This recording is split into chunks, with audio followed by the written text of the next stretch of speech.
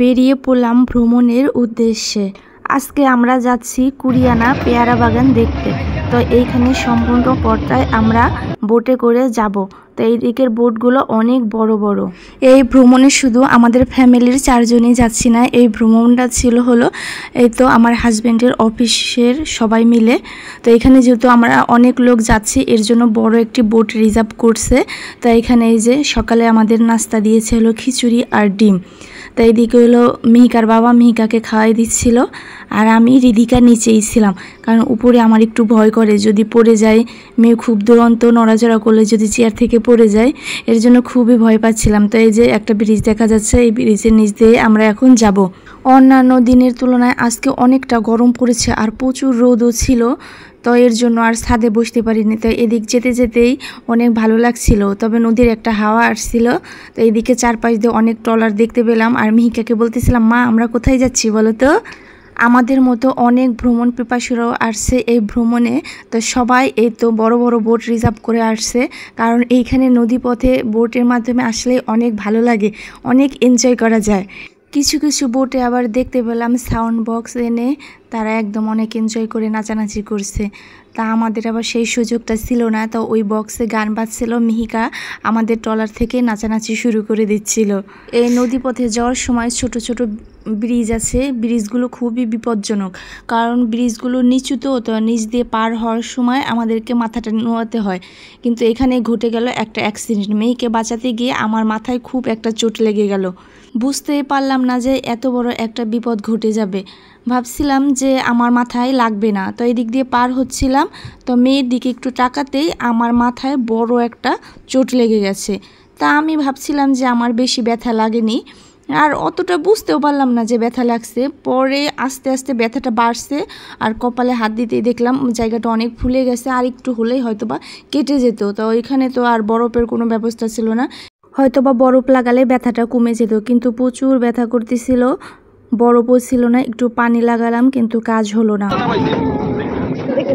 সামনেটা কি অবস্থা?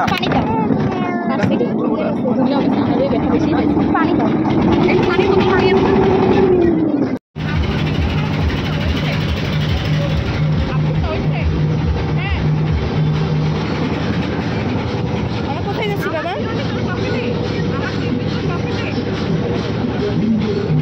তুমি চেয়ারে বসো, চেয়ারটা দাও।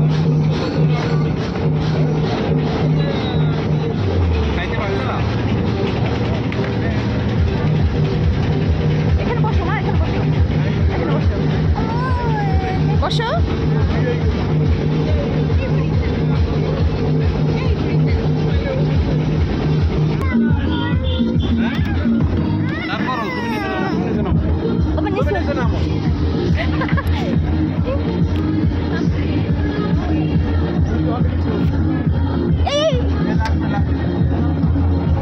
একটা বিপদ থেকে তো উদ্ধার পেলাম না, তো এই তো যেতে যেতে আর একটা ব্রিজ আছে, তো এইখানে অনেক সাবধানের সহিত পার হলাম।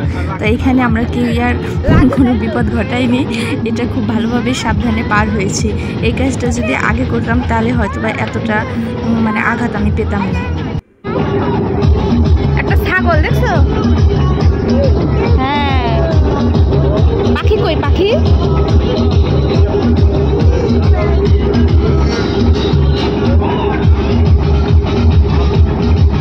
কি দেখো বাবা?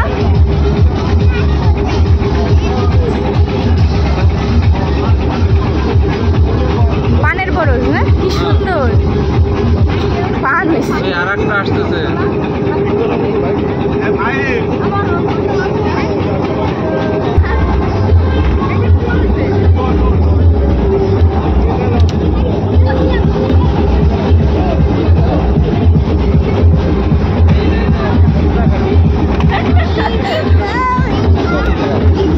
ওই দেখো গরু, ওই দেখো গরু, গরু দেখছো গরু? এই খালটা বেশি নিচু, এই ব্রিজটা বেশি নিচু। হ্যাঁ হ্যাঁ বেশি নিচু।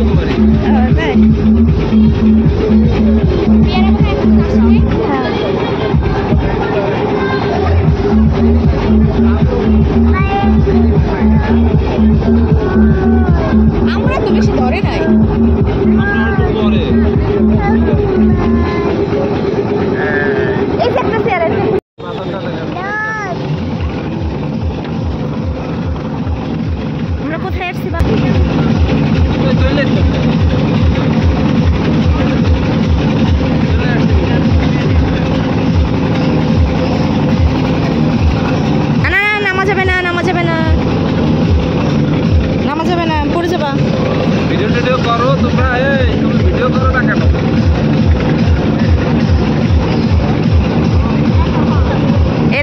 নৌকা ট্রলার যাচ্ছে, এই দেখো দেখো, এই দেখো সবাই পিকনিকে আসছে।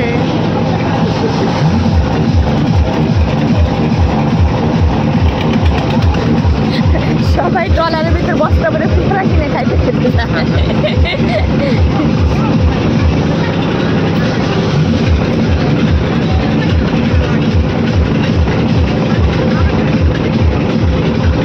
এ দেখো একটা বেবি, দেখেছো একটা বেবি।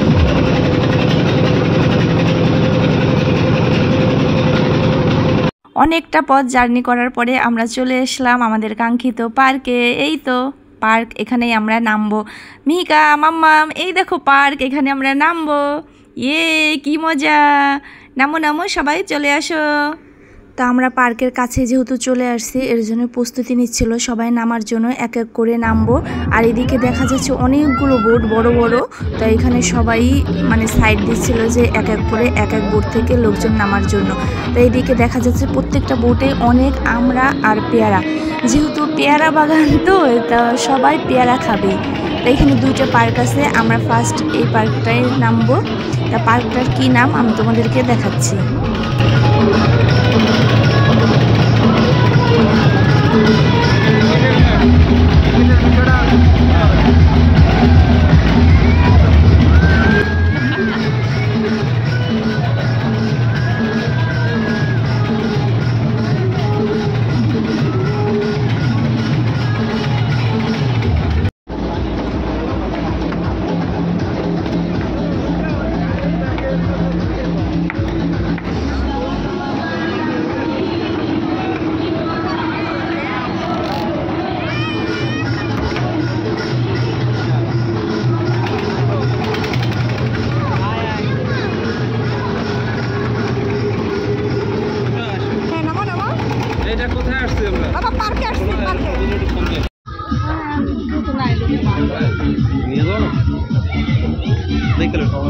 এই ব্যাগ থাক, এই ব্যাগে কিছু নাই তেমন। খাবার আছে, খাবার। হ্যাঁ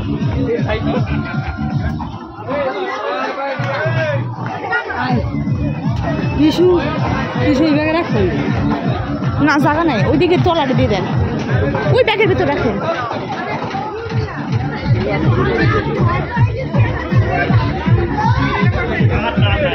আসো ছবি তুলবা, দেখে নেই ছবি উঠলেন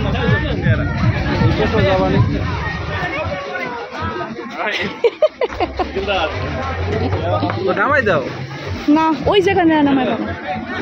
আইসক্রিমের দোকান দেখার সাথে সাথেই দুই মেয়ে পাগল হয়ে গেছে, তারা নাকি আইসক্রিম খাবে। এই যে রিদিকা তো একটা কায়াপ আইসক্রিম নিয়েছে, আর মিহিকারটা অলরেডি খাওয়া শেষ হয়ে গেছে। মিহিকা নাকি আরেকটা আইসক্রিম খাবে। তা রিদিকাকে আমি একটু খাওয়াই দিতে যাচ্ছিলাম, সে কোনোভাবেই মানে আমাকে খাওয়াই দিতে দেবে না, সে হাত দিয়ে খাবে। বাট হাত দিয়ে খাইলে যে তার জামাটা নষ্ট হয়ে যাবে সে মানবেই না। রিদিকা, মাম্মাম দাও, আমি তোমাকে খাওয়াই দিচ্ছি। সে কোনোভাবেই শুনবে না, তাই সে নিজে নিজেই খাবে।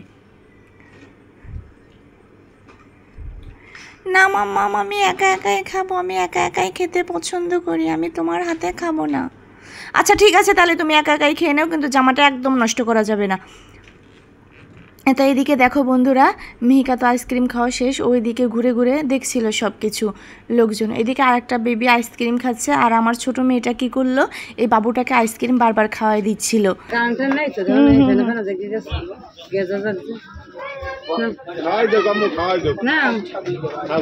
তুমি খাও না, আমরা যাম না, আবার ধরন যায় না, রাগ হয়ে গেছে বাবু খাওয়াই দেবো। ছোট বাচ্চা, ছোট যেগুলো তাদের রাগ বেশি। দেখছেন ছোটরা ঠিকই বোঝে, খাওয়াই দেবে।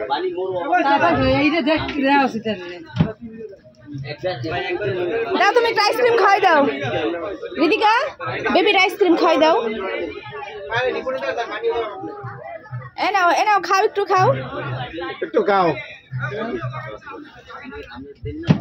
গায়ে গো লাগাইতে আছে।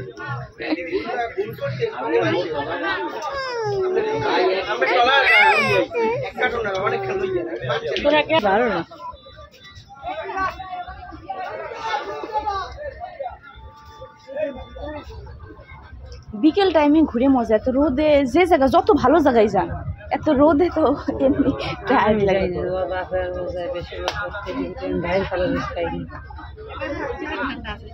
আইসক্রিম খাওয়া শেষ করে ওদেরকে ফ্রেশ করে আমরা চলে আসছি একটু ছবি তুলতে। তো এই যে রিদিকা এখানে একটুও বসে থাকবে না, কারণ সে ছবি তুলবে না। মেজাজটা এত গরম হচ্ছিল যে আমরা একটু ছবি তুলবো, সুন্দর একটা জায়গায় আসছি, কিন্তু মেয়ে দুটো খুবই ডিস্টার্ব করছিল, বিশেষ করে রিদিকা। সে কোনোভাবেই নিচে নামবে না, সে নাকি সারাক্ষণ কোলে থাকবে। বাধ্য হয়ে ওখান থেকে চলে আসতে হলো আমাকে। তো এদিকে কী করব, অনেক বুঝাই টুজায় কোনোভাবে দুই মেয়েকে নিয়ে বসছি একটু ছবি তুলতে। দেখো না, শুরু হয়ে গেছে রিদিকার কাহিনী।